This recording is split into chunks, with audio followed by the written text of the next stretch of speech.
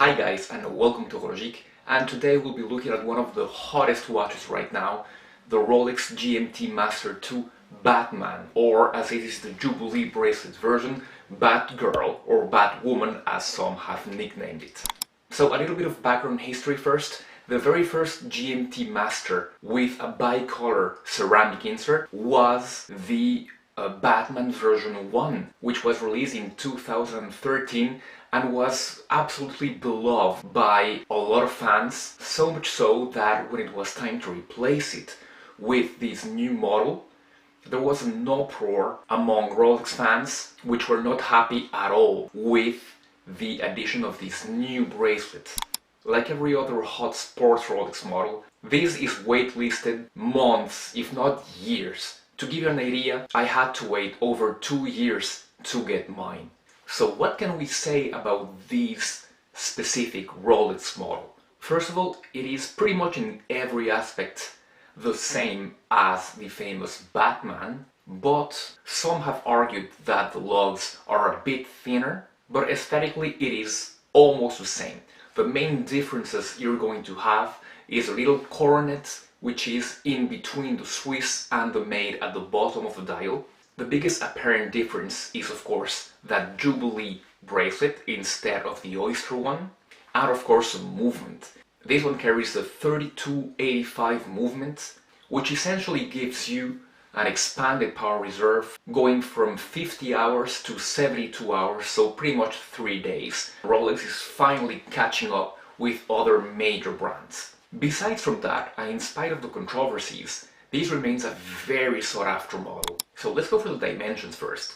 You've got a diameter of 40 millimeters, you've got a height of 12 millimeters, you've got a lug to lug of 48 millimeters, and you've got a lug width of 20 millimeters. The bracelet tapers from a 20 to a cool 16. This is the famous Jubilee 5-link bracelet, with the middle parts being polished. And the good thing about this bracelet, in comparison with previous iterations, is that this one has full links and full end links. And the clasp is the famous Rolex Oyster clasp, and sadly it only has the Easy Link extension. I would have loved for this watch to have the glide lock, the same extension that you get with the Submariner. That is, for me, the only opportunity that Rolex missed. The dial is a beautiful shiny dial with the maxi indices and the typical Rolex Mercedes hands. If we take a look under macro, we can see that those hands are almost perfect with only a bit of outside particles and with pretty much no scratches. Remember that looking at this level of macro, you will almost always find flaws, and here we find almost none, which is totally normal given the price that you pay for these watches. Protecting the crystal is a piece of flat sapphire crystal without anti-reflective treatment, and that is pretty weird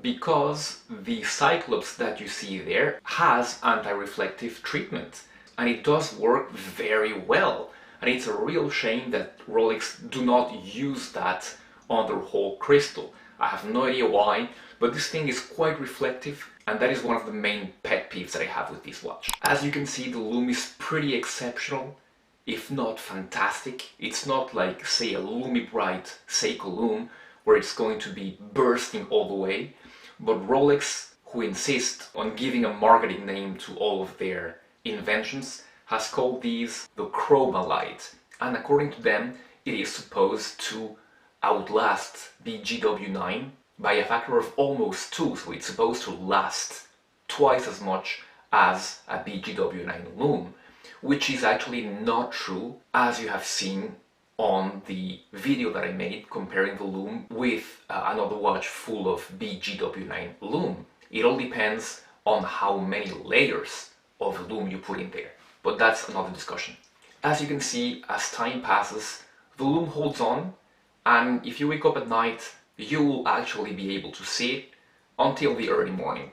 So it's perfectly acceptable. As usual, the Rehaut is marked Rolex all over, something Rolex do to avoid counterfeiting. But it hasn't helped that much, as most counterfeited watches have implemented these. Surrounding that beautiful dial, you've got the famous bicolor bezel insert, and the numbers are engraved in platinum. which looks grayish white, and I have to say that seeing it in macro, you can see the quality of all these engraving, again, which is natural given the price you pay for these watches.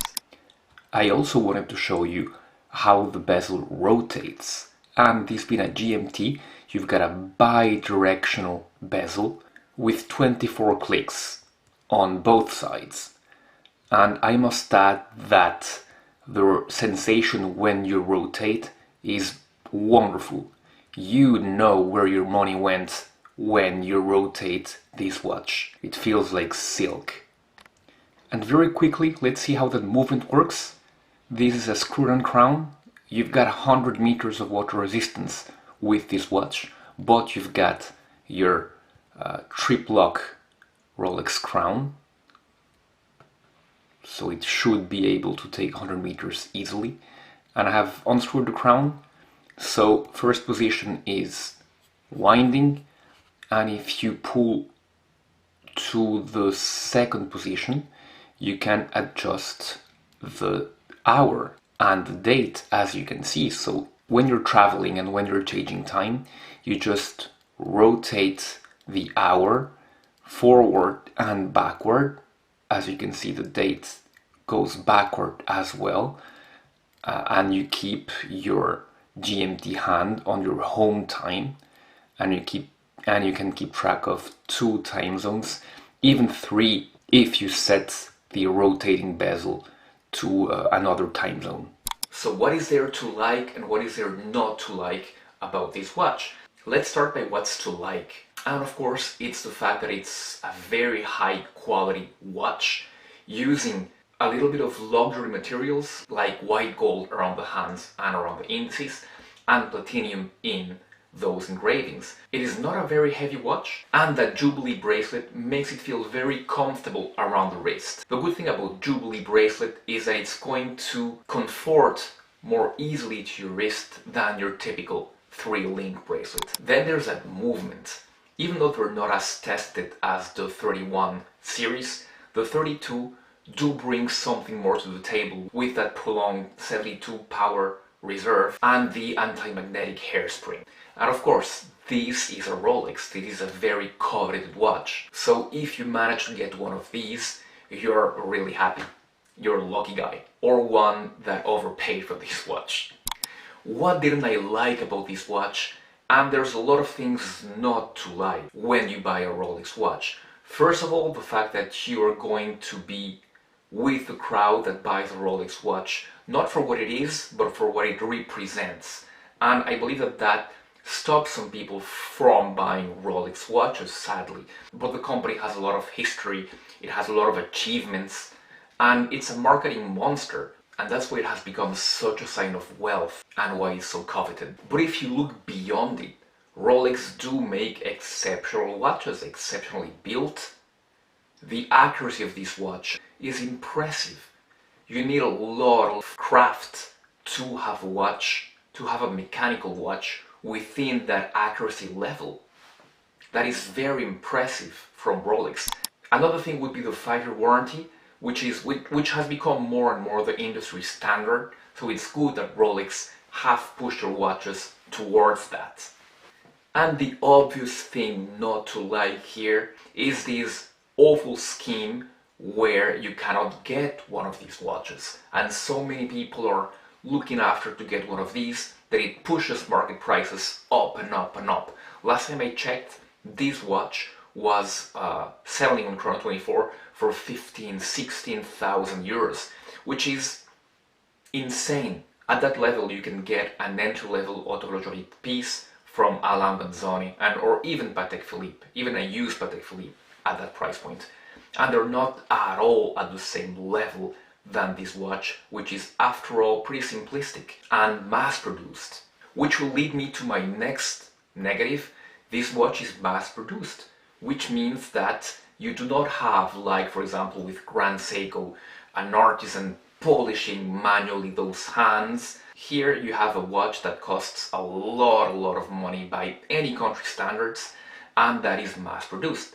A Rolex sales manager told me that the only thing that Rolex do manually is going to be the beveling on their watch movements, which you cannot see anyway, so what is the point? I don't know if that is true or not. Maybe you can comment below if you do know. So many things not to like about this model, but once again, it is the strength of Rolex. Everybody wants this watch, everybody wants their watches. They're such a well-built and well-oiled machine that even though you cannot get them, and maybe because you cannot get them, everybody wants their watches. So once you do get one of these, you are gonna feel extra proud. And the thing that I'm going to do, I'm going to be comparing this watch closely with its homages. And we are going to start by the very bottom at Pagani Design. So yes, I'm going to be comparing a Rolex GMT Master with a Pagani Design. So do stay tuned for that. That's going to be fun. So that's been the review of this very hot watch. Thank you so much for having watched the video. Don't forget to subscribe to the channel to see those other videos coming, and I'll be seeing you very soon.